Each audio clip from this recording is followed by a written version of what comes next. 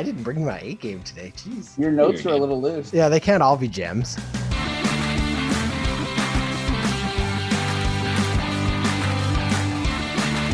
Hello, welcome to Hat Trick. I'm Jordan Elliott Coltman, and I'm joined by my two co-hosts, Elliot Tanti and Braydon Coltman. We're back for another riveting and exciting and exhilarating episode of everyone's favorite sports talk podcast, Hat Trick. First off, boys, welcome to this week's episode. How you feeling? How you doing? I know Braydon just finished watching a very exciting boxing match. Did you get your money's worth? It was so boring. I mean, there were some really nice, No, I didn't. Were you going to say really nice shorts? There were some really nice shorts, some nice matchups, some nice stories, but at the end of the day, it was a complete waste of my time. And money. I should have known. Elliot, how about you? Did you spend your money on anything silly today? No, I managed to mostly use my time in a worthwhile fashion this weekend, Jordan. Well done. Congratulations to you. You get the first hats off of the night, and we'll get to some more of those later on. All right, let's get to it, boys. Here's topic one. Okay, topic one, big story this week. We're a little late to the party because it's been dissected and digested by a lot of different opinionated people over the course of the week, but we wanted to dig into it a little bit because I know all three of us have some thoughts on it. We don't talk a lot about tennis on this show. We have in the past talked about how superior Serena Williams has been as an athlete, but sort of the next in line for the women's tennis sort of gauntlet, the next great women's tennis player coming up the ranks and currently world number one is Naomi Osaka out of Japan. And she had a very interesting story this week in France. So at the French Open at Roland Garros, she announced prior to the tournament that she was not going to be participating in any of the media availabilities or press conferences post-match. She didn't at the time express the exact reason why, but she made it clear that this was a personal choice, and that she also made it clear that she was aware she was going to be fined, that she was ready to be fined, and wanted any fines that they were going to levy against her to be donated to mental health charities. So that was sort of the first red flag. She obviously played her first match, won it, and then, as she had already said, did not attend the press conference and was fined by the organization $15,000. They also... the French Open, along with the other three majors, so the Australian Open, the US Open, and Wimbledon, all released a very long and very strange press release in conjunction with each other, basically stating that, they did not want this to become an example or to be something that they wanted to let I don't know, snowball, I guess is the way they had kind of put it. They couldn't set a bad precedent, and therefore they had to fine her, even though she had made it clear. She chose to withdraw following that, and on Twitter had a very well-articulated, in my opinion, explanation as to what she was going through. She had said that she'd been struggling with depression and anxiety, that these press conferences often left her in a very bad mental space. She was fighting that and had been fighting that for the last couple of years, and that this was just something she was not comfortable with. And so she took the, I suppose, drastic step of actually withdrawing from the entire tournament, which just sort of flipped the whole tennis world up on its head. And that became the only story coming out of Paris, which of course, like so many things, when organizations try to stamp out controversy, they often stir up more than they had intended. So that's what it became about. Let's start with Elliot. Elliot, when you first heard about this whole sort of saga, what were your thoughts?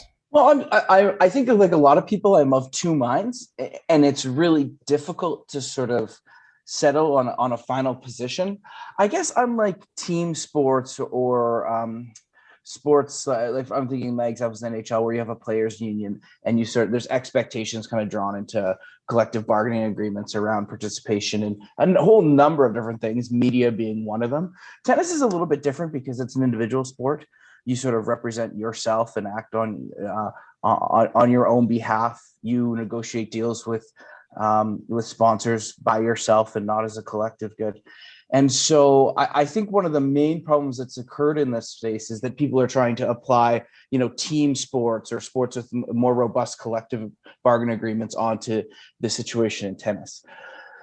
I think, Osaka has a right to not participate in media. She doesn't want to, but I'm sort of challenged when you think through what's occurred here. It was pretty predictable, and I think without knowing the specifics of what's anxiety inducing about participating in media, I imagine some of that is having to watch yourself again and be critical of what you've had to say, or be really thoughtful about that. If you're trying to keep a low profile, not talking to media in this perspective and trying to set a precedent in that way is not the way to do it. And so if the intention was to generate less profile and have less pressure because of that, well, that's certainly not the case. And obviously it's led to her withdrawal on the thing. So I think, laudable goal, something that she was well within her rights to do, but I don't think there was a lot of forethought in terms of what the backlash was going to be and how big of a story it potentially could come, and what the consequences of that action were, the exact thing she was trying to avoid by not doing the media in the first place. That's sort of my first thoughts around this. Yeah, I'm proud of her first and foremost, because I feel, at 23 years old, to be able to say to a mass group of people, specifically in the media and the extensions of that, to say, I'm not comfortable speaking. I'm dealing with my own stuff. And this is what I'm choosing to do I applaud her. At the same time, it's frustrating to see, what this backlash is. And she stated that the pressure she feels when she has to critique or to describe a loss, it far outweighs the pressures that she feels playing the sport. And so, to be able to say, this is, you guys are here because I am a tennis player. And if I'm not going to play tennis, then what's the point of having you here? Like she's well within her right to be able to say, this is too much for me. And it's on her own terms. Like, what you were just saying, Elliot, about team sports and how there's a collective bargaining agreement and precedents around media availability and what your expectations are. And it's I feel like none of that matters if if the individual is feeling like they're compromised, and she felt like her mental health was compromised by having that a part of her experience as a tennis player, and she shouldn't have to prove to anyone why she made that decision. Yeah, I would agree with you, both of you in some ways. I think Braydon, I do agree with you that I think she should be commended for standing up for herself, especially in an individual sport, and as such a young woman who has a lot of pressure on her from a lot of different pieces. Like Elliot said, there's sponsors and there's different people who are that she is a money maker for. And speaking of the money part of it, I mean, I think she knew full well she was going to be fine. She didn't go into this and protest the idea that she was breaking some kind of rule. She knew full well when she made her first statement that was the case. She made almost $20 million so far in her career. This isn't a poor athlete who $15,000 fines are going to really hurt in the long run. She was prepared to pay them if that's the cost that it was going to take for her to not suffer through that. I think then the escalation of the whole situation, I think, caused even more harm than the original situation. I would also say, on the flip side of it, okay, so what's the reason that the organization felt that it was necessary to respond in such like a heavy way, right? Well, they felt probably like they were concerned that she was going to set a precedent. Okay, well, what kind of precedent is she setting? So many of these tennis players are not in the position she is in, do not have the sponsorship they need. They need the attention. They need the spotlight they get from those media availabilities. They're not just en masse all of a sudden going to stop participating because one person has identified that they don't want to be there. I think it was incredibly heavy-handed, the way in which they then went to the other majors and they all got together. It looks the optics of it were so much worse than the original situation. If you want to deal with this quietly behind the scenes, just hand her the bill at the end of the tournament after however many press conferences she skips and collect your, $1 million or whatever the fines add up to by the end of it. Do that. That's the way to handle this appropriately so that you don't get the blowback that I think that they got, and rightfully so. I personally think that they look way worse for their behavior than she does, for somehow being the misbehaving athlete, which we so often characterize individual athletes as. And certainly I think there's also a different standard for men and women. We all remember Marshawn Lynch and the attention he got after the Super Bowl press conference the year the Seattle Seahawks were there, where he answered every single question, "I'm just here so I won't get fined." He was lauded in the press for how funny it was and how, this was just part of his character. He was a quirky guy. Whereas oftentimes when female athletes are in these situations, they're looked at as being like, "Oh, you're not taking advantage of the spotlight or the platform you've been given." It's like, no, this woman is clearly struggling with something. She's uncomfortable in that situation for whatever reason. And frankly, for me, the reason is irrelevant. If she's choosing to do it that way. The other thing is, it's like now she's literally it's costing her the athletic part of her career. Is she a public figure? 100%. Is that a part of the business? Yes. But if she removed the public figure part of it completely, chose to just never speak to the media again, should she therefore never be allowed to play? I mean, for me, that's ridiculous.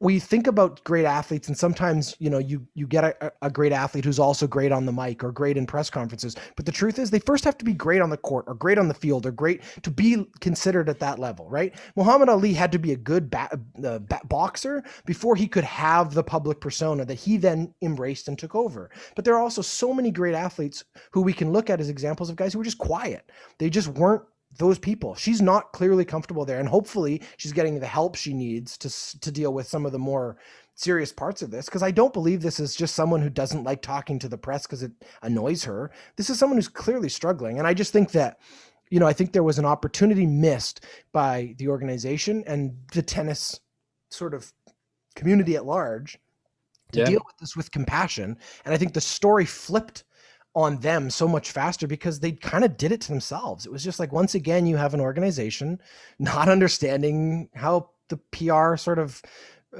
shitstorm they're going to be bringing down on their own heads by sort of not handling things with compassion, I guess is how I would put it. That's sort of my 2 cents on it. Any last thoughts, boys? Yeah, I think the compassion piece is an important one to remember in this whole thing. And I think that's a really important point. I guess just my last thing would be like, what are we expect too much out of athletes in terms of access to their personal lives. And I think that this is another example of how we cross a boundary consistently with athletes.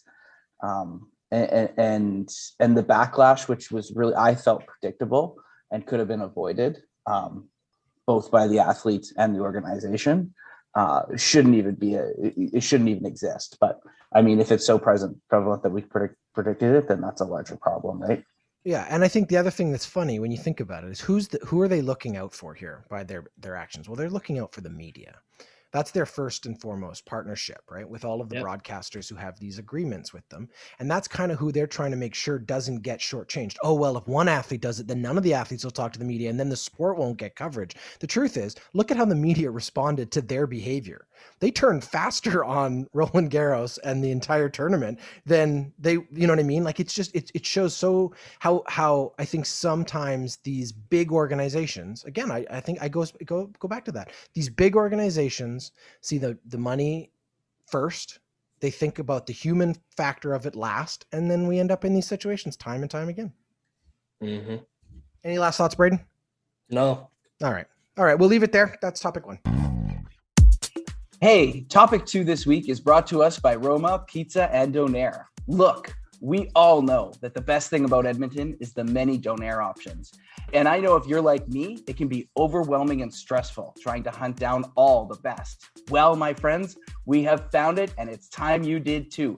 Roma Pizza and Donair in Westbrook, Aspen Gardens is Edmonton's best kept secret. There's nothing quite like piping hot meat getting shaved and served with a generous ratio of sweet sauce. And look, I know someone out there is saying, yeah, no, that's not really my thing. Well, hold your horses, because there is more. Roma Pizza and Donair not only serves Edmonton's best donair, but they also offer Roma pizzas, dinner platters, chicken wings, chicken fingers, chicken nuggets, chicken tawuk, burgers, salads, subs, baklava, coconut cake, and with summer right around the snow-covered corner, they also have summer specials, deep-fried pickles and deep-fried Oreos. But hey, don't take my word for it. Sometimes tasting is believing. To order, call them at 780-944-9696. That's 780-944-9696. They're open every day except Sunday from 11 until 11 and open till midnight Friday and Saturday. You can also follow them on Instagram at Roma Pizza Donair. Okay, on to topic 2. This is topic 2. This is like part 5 of a continuing series on this show. Right from the very beginning of this series, we had talked about the Edmonton football team's name and the racism surrounding their historical unwillingness to address the fact that their name was associated with a racial slur. And gratefully, I think all 3 of us were grateful to see this past summer. They finally had the courage, or perhaps felt the pressure to change the name.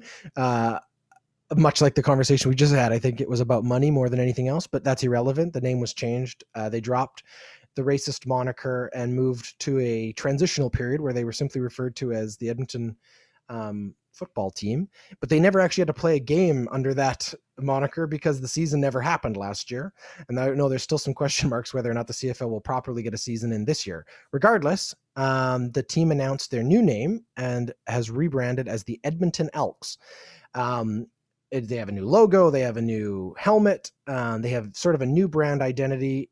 It was unfortunate timing. I think we can all agree when it was announced, because it sort of came right in the beginning of this whole story we spoke about last week with the terrible discovery in Kamloops and a much more important conversation going on in the country about racism and the cultural genocide that has occurred or did occur and continues to sort of feel its effects throughout history concerning Indigenous people in this country. And so, bit clumsy timing, let's say PR wise. Regardless, new name, new identity, finally a step in the right direction. Braydon, what were your first thoughts, or what are your thoughts on the Edmonton Elks? About damn time they have that they have a new name. Would I have liked it to have been announced closer to when they play and not at a time that is a little more important for the community to be focusing on? Yes. I saw this quote here of Enoch Cree First Nations chief saying, "It's a small gesture, but within the big picture, reconciliation is a never-ending road. It might be cliche, but you take it one day at a time." So I think in terms of the overall focus that organization needs to do in terms of rectifying the damage that the name has caused in the community, it's one step forward, and I hope that step continues in terms of its reconciliation. Elliot, thoughts on the name or on the situation at large? Yeah, I don't know that I necessarily agree with you guys. I mean, I think it is superficial, a name in and of itself. And so I think taking too much stock into its release date in relation to obviously the horrific events that we talked about last week. I mean, it's an example of at least some reconciliation. And so I don't know that I'm necessarily as concerned when it took place as it hasn't. Just a couple of things that have emerged in Edmonton over the last couple of days around the Elks. One is that I think by and large, people are really happy with the look and feel of the new logo and with the name. I think that there was lots of trepidation going in.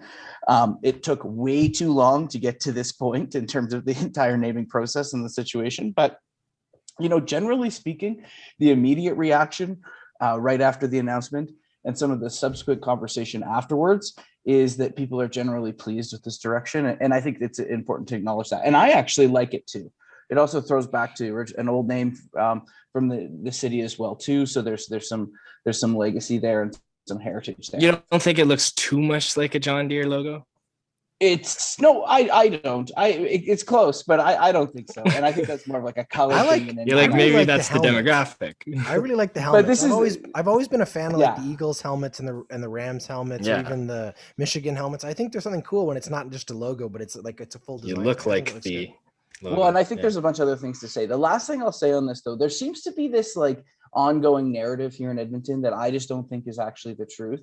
But there's this ongoing conversation about how this new name, this new brand, this new Edmonton Oilers or Edmonton football team is going to bring young people to the stands, which is what the game desperately needs. I'm sorry, but it's not a name. It's not a logo that's gonna change that. That's going to impact that. That's in-game entertainment. Outreach into the community, more proactive conversation around difficult issues in ongoing situations, not a new name. So I just want to push wholeheartedly back on that. But that's timing, fair. I don't care about. Logo and name I like, and generally everyone else does. This is not going to bring young people to football. That's just I just don't believe that. I agree. I think that's fair. I mean, I've already solved the CFL. I've explained this for years. You just have to start selling tickets at an affordable price in parts of the stadium people can actually go and sit in, and then you should be bringing new young families, especially immigrant families, where you're not charging people ridiculous amounts of money to be introduced to teaching a sport the game, they can actually enjoy difference. as a family. Anyway, it's funny, Elliot, you were saying sort of, early on, people seem to come around to it. The only conversation I could find online the entire day was this ridiculous argument about the pluralization of the word Elks. Okay, so let's just make sure that we're perfectly clear here. Just like the Toronto Maple Leafs, who are not the Toronto Maple Leaves, when you are a member of the team, you become a Leaf. They, as collective Leafs, become the Maple Leafs. Elk, yes, as an animal, when you have many elk, they are called elk. However, if you have a player who plays for the team and is an elk, then as a collective, they become Elks. That's how names in sports and in organizations and in brands work. So Elks is not only grammatically correct, it is entirely the only functional way that this team would work. Anyway, let's leave it at that for that part of it. I agree with Elliot. I think the brand is the visual brand is good. Obviously they had already sort of ham-hocked themselves a little bit into the struggle of how they were going to maintain some form of continuity from the old Double E. It was nice to see that. Do they keep the Double E? Well, I think it becomes like a secondary or like a third logo, which I think is fine because it does give you a little bit of a tie back. It kind of maintains the brand. And I think the opportunity that's presented to them from a branding perspective is because they didn't maintain it on the helmet. They didn't maintain it in the main merchandise. It allows them to not only slowly transition away from it, but to transition it physically maybe into something in the future. That elk antler is a bit of an E sideways. There's space for some watermark change to happen over time. Just from a branding design perspective, I think they did a very smart thing, holding a little bit of the tradition. The green and gold is obviously really important to that identity, but they didn't feel like they needed to cling too tightly to that. I also think like they got lucky in one sense. They made the change when they made the change because of pressure. Let's not pretend like this was some noble act. It wasn't. If we even remember back a couple of weeks before it happened, they sent out that incredibly problematic survey that was so intended to sow another narrative of we tried, but look, nobody wants it anyway. The way in which it was like, do you believe that cancel culture is a problem? Was one of the questions on this thing. It's literally them trying to save themselves. But then the minute that the Washington football team did it, the minute that Bel Air Direct and some of their sponsors finally, grew some testicles and actually stood up for the right thing, that's what changed the narrative. But then they got lucky, I think, in the fact that they didn't have to play a season and they kind of disappeared from the news cycle. No one was thinking about it when it happened, to be honest with you.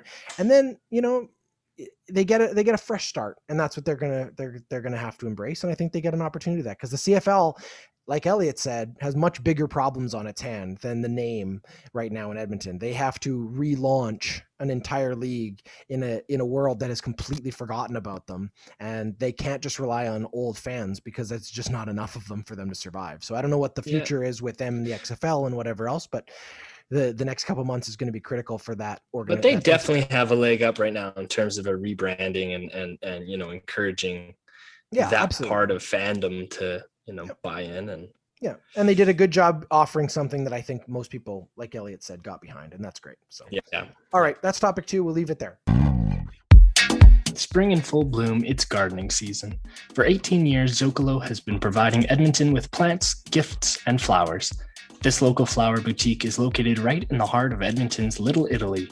With a wide array of flowers, plants, and gift options, they provide delivery and curbside pickup. Check out Zocalo online at zocalo.ca or call them at 780-428-0754. Okay, we're going to do hats off. We haven't done it for a few weeks. The last time we did it actually was Mother's Day, but the previous one before that, the last proper hats off we did, I took my hat off to Bob Baffert, the trainer at the Kentucky Derby, and his winning horse, Medina Spirit. I have to put my hat back on because then only a few days later, he was discredited and barred from Churchill Downs because his horse was found to be using performance-enhancing drugs.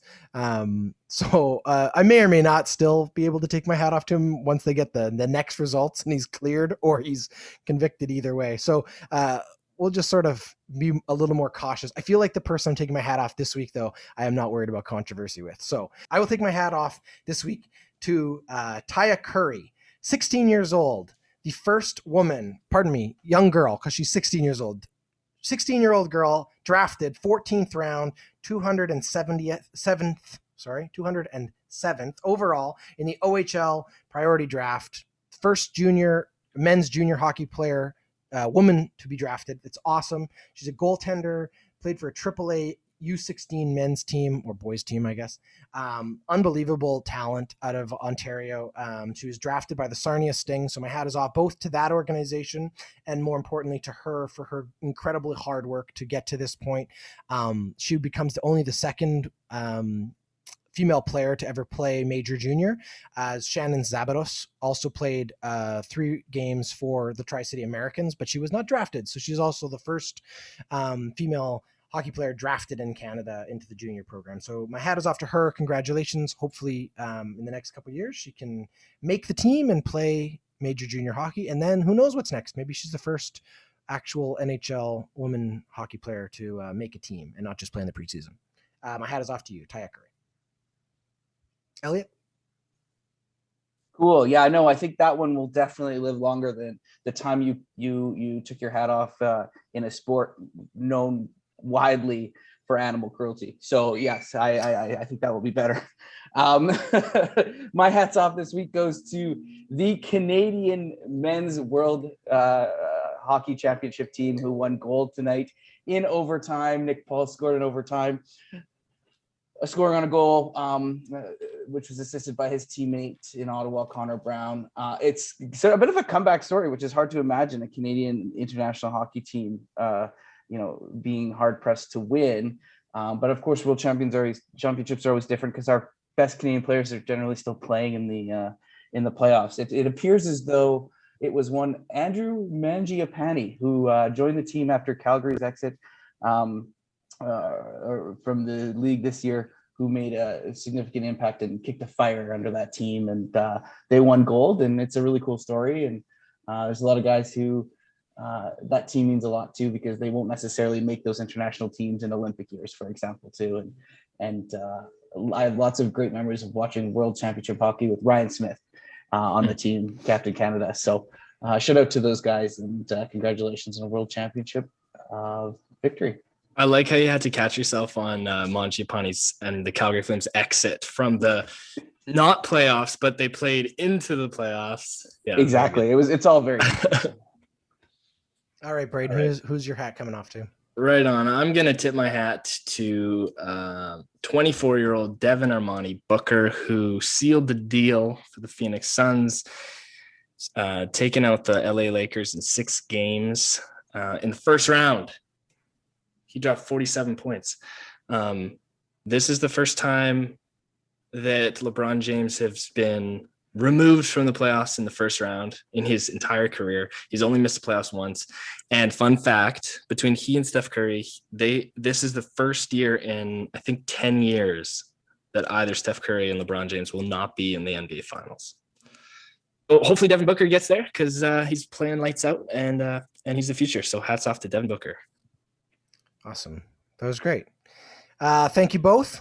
Another great week, another good show.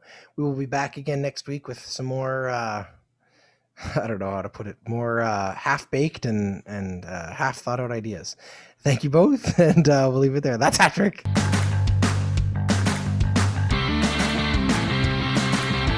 Hattrick is a member of the Ordinary Podcasting Network. It's produced every week by Jordan Elliott and Braydon. You can follow us on Instagram, Twitter, and Facebook. Thanks for listening. I'll give you an update on your predictions. So, Braydon, you got Islanders and Colorado still in it? I do. Colorado's going to make the finals. You lost Florida and with Edmonton. Jordan, you got Vegas and barely Carolina left. You lost out with Washington and Edmonton. And I've got Colorado and Tampa left. Pittsburgh and Toronto are out on my own. I think that might be the final right there, Colorado, Tampa. That's what I think too. Yeah, that's freaky. Those are good teams. Vegas winning tonight, maybe. Yeah. It's a better series than I think, the first couple games went on. So, all right, we'll leave it there. Take care, guys. See ya. That's Patrick.